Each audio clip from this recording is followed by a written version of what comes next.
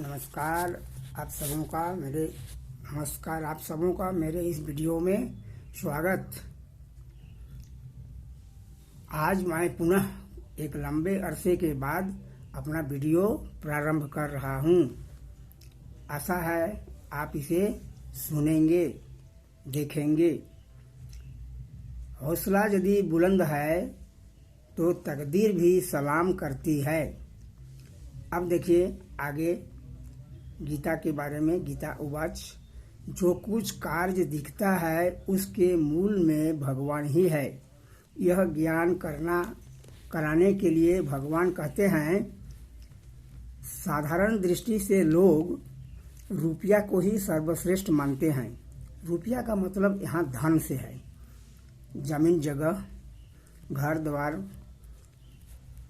आदि यानी आर्थिक सुविधा को ही, आर्थिक उन्नति को ही लोग सर्वश्रेष्ठ मानते हैं और उसे संग्रह करने में लोभी व्यक्ति की स्वाभाविक रुचि होती है।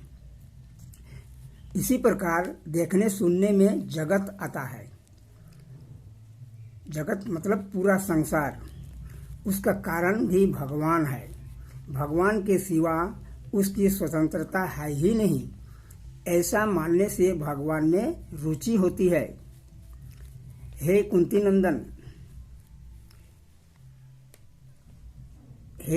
नंदन, मैं जल में एक रस हूँ। जल से अगर रस निकल जाए तो जल जल नहीं रहेगा, अर्थात जल तत्व कुछ नहीं रहेगा। अब रस ही जल रूप में है, वह रस मैं हूँ। सूर्य चंद्रमा में प्रकाश करने की विलक्षण शक्ति है तो वह मेरा स्वरूप है।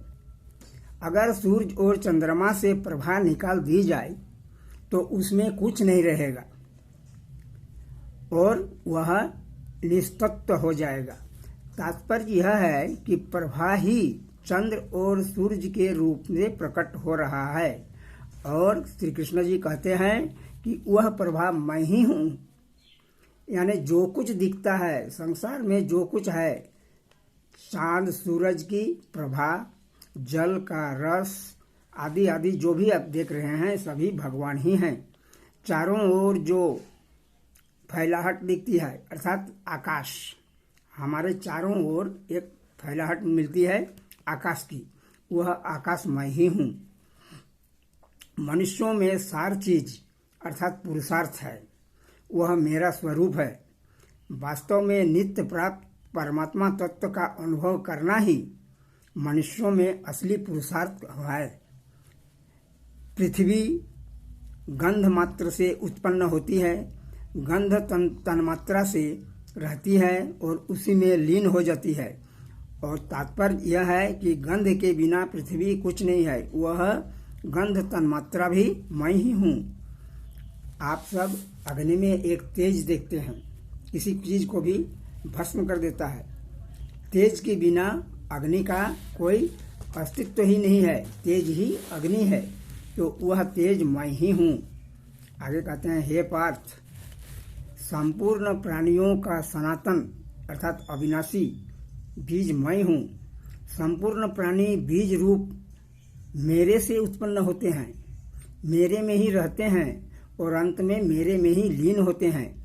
मेरे बिना प्राणी की स्वतंत्र सत्ता नहीं है। जितने बीज हैं वे सब वृक्ष से उत्पन्न होते हैं और वृक्ष पैदा करके नष्ट हो जाते हैं, किंतु यहाँ जिस बीज का वर्णन भगवान कर रहे हैं वह बीज सनातन है, अर्थात उसका आदि अंत से वह रहित है।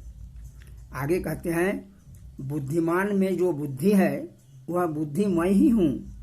बुद्धि के कारण बुद्धिमान कहलाते हैं। अगर बुद्धि नहीं रहे तो बुद्धिमान संज्ञा ही उसे नहीं मिलेगी।